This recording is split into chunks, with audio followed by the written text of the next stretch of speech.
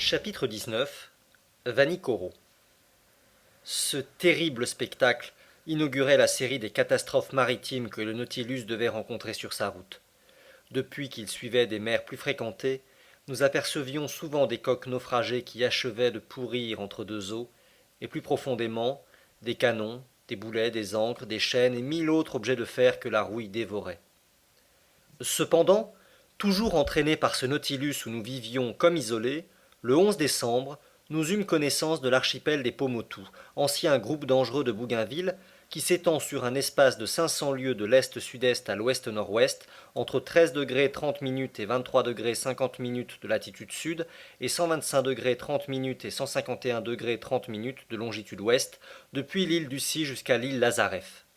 Cet archipel couvre une superficie de 370 lieues carrées et il est formé d'une soixantaine de groupes d'îles, parmi lesquels on remarque le groupe Gambier auquel la France a imposé son protectorat.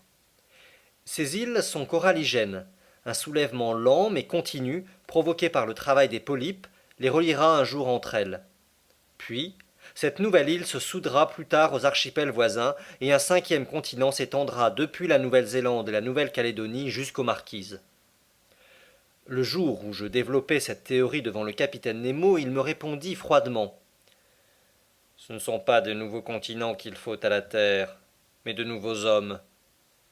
Les hasards de sa navigation avaient précisément conduit le Nautilus vers l'île Clermont-Tonnerre, l'une des plus curieuses du groupe, qui fut découverte en 1822 par le capitaine Bell de la Minerve. Je pus alors étudier ce système madréporique auquel sont dues les îles de cet océan. Les madrépores, qu'il faut se garder de confondre avec les coraux, ont un tissu revêtu d'un encroûtement calcaire et les modifications de sa structure ont amené M. Milne Edwards, mon illustre maître, à les classer en 5 sections. Les petits animalcules qui secrètent ce polypier vivent par milliards au fond de leurs cellules. Ce sont leurs dépôts calcaires qui deviennent rochers, récifs, îlots, îles. Ici, ils forment un anneau circulaire, entourant un lagon ou petit lac intérieur que des brèches mettent en communication avec la mer. Là, ils figurent des barrières de récifs semblables à celles qui existent sur les côtes de la Nouvelle-Calédonie et de diverses îles des Pomotou. En d'autres endroits, comme à La Réunion et à Maurice, ils élèvent des récifs frangés, hautes murailles droites, près desquelles les profondeurs de l'océan sont considérables. En prolongeant à quelques encablures seulement les Açores de l'île Clermont-Tonnerre, j'admirais l'ouvrage gigantesque accompli par ces travailleurs microscopiques. Ces murailles étaient spécialement l'œuvre des madréporaires désignés par les noms de millepores, de porites, d'astrées et de méandrines. Ces polypes se développent particulièrement dans les couches agitées de la surface de la mer et par conséquent, c'est par leur partie supérieure qu'ils commencent ces substructions, lesquelles s'enfoncent peu à peu avec les débris de sécrétion qui les supportent. Telle est, du moins, la théorie de M. Darwin, qui explique ainsi la formation des atolls. Théorie supérieure, selon moi, à celle qui donne pour base aux travaux madréporiques des sommets de montagnes ou de volcans immergés à quelques pieds au-dessous du niveau des mers. Je pus observer de très près ces curieuses murailles, car à leur aplomb, la sonde accusait plus de 300 mètres de profondeur et nos nappes électriques faisaient étinceler ce brillant calcaire. Répondant à une question que me posa Conseil sur la durée d'accroissement de ces barrières colossales, je l'étonnai beaucoup en lui disant que les savants portaient cet accroissement à 1/8 de pouce par siècle. Donc, pour élever ces murailles, me dit-il, il a fallu 192 000 ans, mon brave Conseil, ce qui allonge singulièrement les jours bibliques. D'ailleurs, la formation de la houille, c'est-à-dire la minéralisation des forêts enlisées par les déluges, a exigé un temps beaucoup plus considérable. Mais j'ajouterais que les jours de la Bible ne sont que des époques et non l'intervalle qui s'écoule entre deux levées de soleil, car d'après la Bible elle-même, le soleil ne date pas du premier jour de la création. Lorsque le Nautilus revint à la surface de l'océan, je pus embrasser dans tout son développement cette île de Clermont-Tonnerre basse et boisée. Ces roches madréporiques furent évidemment fertilisées par les trombes et les tempêtes. Un jour, quelques graines enlevées par l'ouragan aux terres voisines tomba sur les couches calcaires, mêlées des détritus décomposés de poissons et de plantes marines qui formèrent l'humus végétal. Une noix de coco, poussée par les lames, arriva sur cette côte nouvelle. Le germe prit racine, l'arbre, grandissant, arrêta la vapeur d'eau, le ruisseau naquit, la végétation gagna peu à peu, quelques animalcules, des vers, des insectes abordèrent sur des troncs arrachés aux îles du vent, Les tortues vinrent pondre leurs œufs, les oiseaux nichèrent dans les jeunes arbres. De cette façon, la vie animale se développa, et attiré par la verdure et la fertilité, l'homme apparut. Ainsi se formèrent ces îles, œuvres immenses d'animaux microscopiques. Vers le soir, Clermont-Tonnerre se fondit dans l'éloignement, et la route du Nautilus se modifia d'une manière sensible. Après avoir touché le tropique du Capricorne par le 135e degré de longitude, il se dirigea vers l'ouest-nord-ouest, remontant toute la zone intertropicale.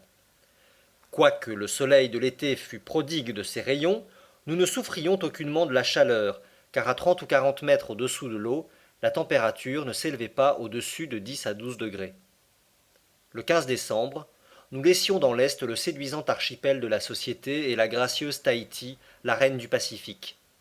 J'aperçus, le matin, à quelques milles sous le vent, les sommets élevés de cette île. Ces eaux fournirent aux tables du bord d'excellents poissons, des maquereaux, des bonites, des albicores et des variétés d'un serpent de mer nommé Munérophis. Le Nautilus avait franchi 8100 milles. 9720 milles étaient relevés au loch lorsqu'il passa entre l'archipel de Tonga-Tabou où périrent les équipages de l'Argo, du Port-au-Prince et du Duke of Portland, et l'archipel des navigateurs où fut tué le capitaine de l'Angle, l'ami de la Pérouse. Puis, ils eurent connaissance de l'archipel Viti où les sauvages massacrèrent les matelots de l'Union et le capitaine Bureau de Nantes commandant l'aimable Joséphine. Cet archipel, qui se prolonge sur une étendue de 100 lieues du nord au sud et sur 90 lieues de l'est à l'ouest, est compris entre 6 degrés et 2 degrés de latitude sud et 174 degrés et 179 degrés de longitude ouest. Il se compose d'un certain nombre d'îles, d'îlots et d'écueils, parmi lesquels on remarque les îles de Viti-Levu, de Vanuatu et de Kandouban. Ce fut Tasman qui découvrit ce groupe en 1643, l'année même où Torricelli inventait le baromètre et où Louis XIV montait sur le trône. Je laisse à penser lequel de ces faits fut le plus utile à l'humanité. Vinrent ensuite Cook en 1714, d'Entrecasteaux en 1793 et enfin Dumont d'Urville en 1827 débrouilla tout le chaos géographique de cet archipel. Le Nautilus s'approcha de la baie de Wellea, théâtre des terribles aventures de ce capitaine Dillon qui, le premier, éclaira le mystère du naufrage de la Pérouse. Cette baie, draguée à plusieurs reprises, fournit abondamment des huîtres excellentes. Nous en mangeâmes immodérément, après les avoir ouvertes sur notre table même, suivant le précepte de Sénèque.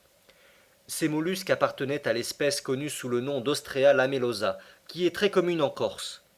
Ce banc de Valéa devait être considérable, et certainement sans des causes multiples de destruction, ces agglomérations finiraient par combler les baies, puisque l'on compte jusqu'à 2 millions d'œufs dans un seul individu. Et si maître Ned Land n'eut pas à se repentir de sa gloutonnerie en cette circonstance, c'est que l'huître est le seul mets qui ne provoque jamais d'indigestion. En effet, il ne faut pas moins de 16 douzaines de ces mollusques acéphales pour fournir les 315 grammes de substances azotées nécessaires à la nourriture quotidienne d'un seul homme. Le 25 décembre, le Nautilus naviguait au milieu de l'archipel des Nouvelles-Hébrides que Quiros découvrit en 1606 et Bougainville explora en 1768 et auquel Cook donna son nom actuel en 1773. Ce groupe se compose principalement de 9 grandes îles et forme une bande de 120 lieues du nord-nord-ouest au sud-sud-est, comprise entre 15 degrés et 2 degrés de latitude sud et entre 164 et 168 degrés de longitude. Nous passâmes assez près de l'île d'Oru, qui au moment des observations de midi m'apparut comme une masse de bois vert, dominée par un pic d'une grande hauteur. Ce jour-là, c'était Noël. Et Ned Land me sembla regretter vivement la célébration du Christmas, la véritable fête de la famille dont les protestants sont fanatiques.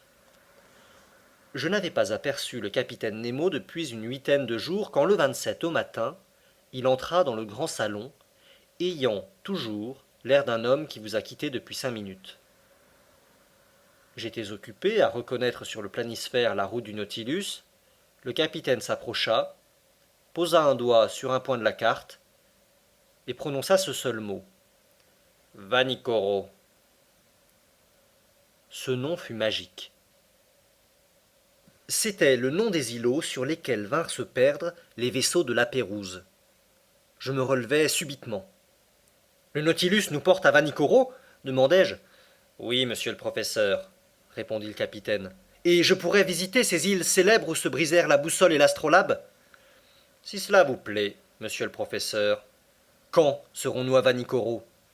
Nous y sommes, monsieur le professeur.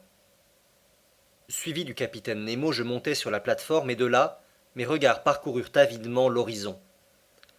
Dans le nord-est émergeaient deux îles volcaniques d'inégale grandeur entourées d'un récif de coraux qui mesurait 4 milles de circuit.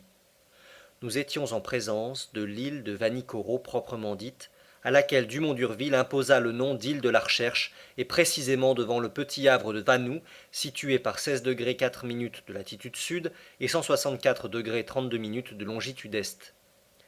Les terres semblaient recouvertes de verdure depuis la plage jusqu'au sommet de l'intérieur que dominait le mont Kapogo, haut de 476 toises. Le Nautilus, après avoir franchi la ceinture extérieure de roches par une étroite passe, se trouva en dedans des brisants, où la mer avait une profondeur de 30 à 40 brasses. Sous le verdoyant ombrage des palétuviers, j'aperçus quelques sauvages qui montrèrent une extrême surprise à notre approche. Dans ce long corps noirâtre, s'avançant à fleur d'eau, ne voyait-il pas quelques cétacés formidables dont il devait se défier? En ce moment, le capitaine Nemo me demanda ce que je savais du naufrage de la Pérouse. Ce que tout le monde en sait, capitaine, lui répondis-je. Et pourriez-vous m'apprendre ce que tout le monde en sait? Me demanda-t-il d'un ton un peu ironique. Très facilement. Je lui racontai ce que les derniers travaux de Dumont d'Urville avaient fait connaître, travaux dont voici le résumé très succinct. La Pérouse et son second, le capitaine de l'Angle, furent envoyés par Louis XVI en 1785 pour accomplir un voyage de circumnavigation. Ils montaient les corvettes La Boussole et l'Astrolabe, qui ne reparurent plus.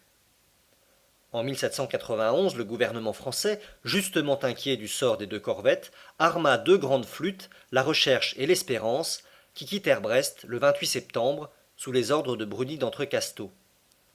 2 mois après, on apprenait par la déposition d'un certain Boven commandant l'Albermale que des débris de navires naufragés avaient été vus sur les côtes de la Nouvelle-Géorgie. Mais d'Entrecasteaux, ignorant cette communication, assez incertaine d'ailleurs, se dirigea vers les îles de l'Amirauté, désignées dans un rapport du capitaine Hunter comme étant le lieu du naufrage de la Pérouse. Ces recherches furent vaines.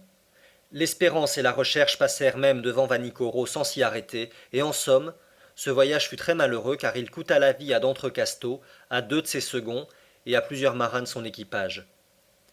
Ce fut un vieux routier du Pacifique, le capitaine Dillon, qui le premier retrouva des traces indiscutables des naufragés.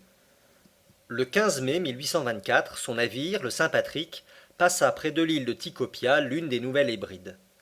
Là, un lascar l'ayant accosté dans une pirogue, lui vendit une poignée d'épée en argent qui portait l'empreinte de caractères gravés au burin.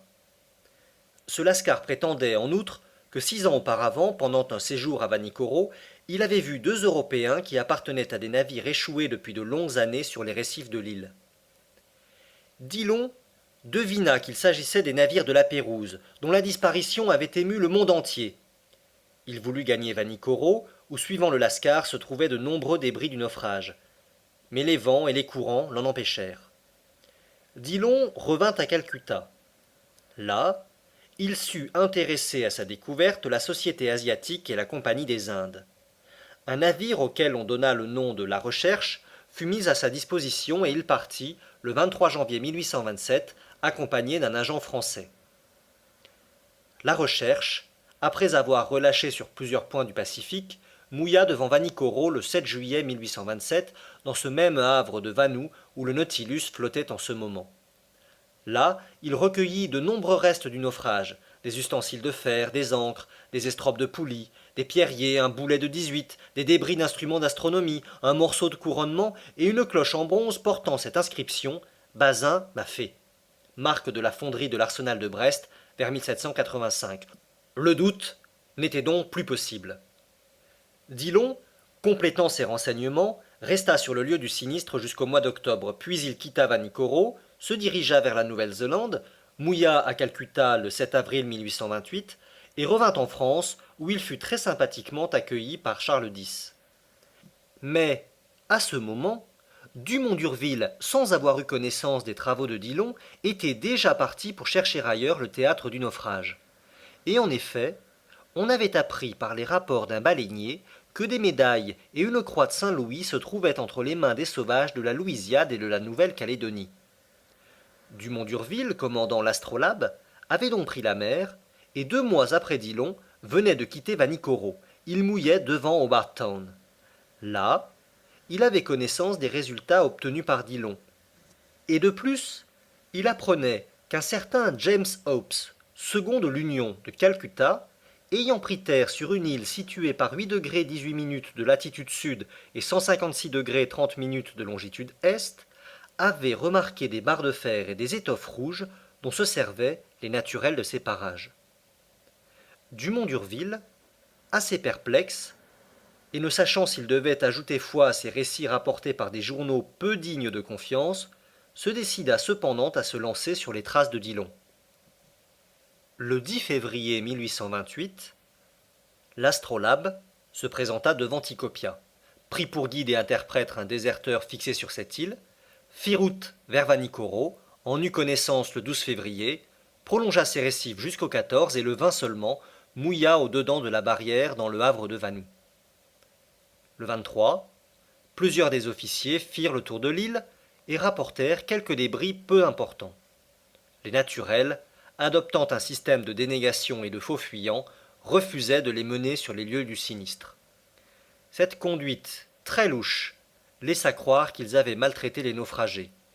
Et en effet, il semblait craindre que Dumont d'Urville ne fût venu venger la Pérouse et ses infortunés compagnons. Cependant, le 26, décidé par des présents et comprenant qu'ils n'avaient à craindre aucune représaille, ils conduisirent le second, M. Jacquinot, sur le théâtre du naufrage. Là, par 3 ou 4 brasses d'eau entre les récifs Pacou et Vanou, gisaient des ancres, des canons, des saumons de fer et de plomb empâtés dans des concrétions calcaires. La chaloupe et la baleinière de l'Astrolabe furent dirigées vers cet endroit, et non sans de longues fatigues, leurs équipages parvinrent à retirer une ancre pesant 1800 livres, un canon de 8 en fonte, un saumon de plomb et 2 pierriers de cuivre. Dumont d'Urville, interrogeant les naturels, apprit ainsi que la Pérouse, après avoir perdu ses 2 navires sur les récifs de l'île, avait construit un bâtiment plus petit pour aller se perdre une seconde fois. Où ? On ne savait. Le commandant de l'Astrolabe fit alors élever sous une touffe de mangliers un cénotaphe à la mémoire du célèbre navigateur et de ses compagnons.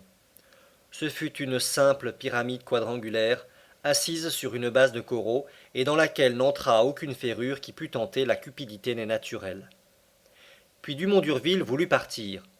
Mais ses équipages étaient minés par les fièvres de ces côtes malsaines, et très malade lui-même, il ne put appareiller que le 17 mars.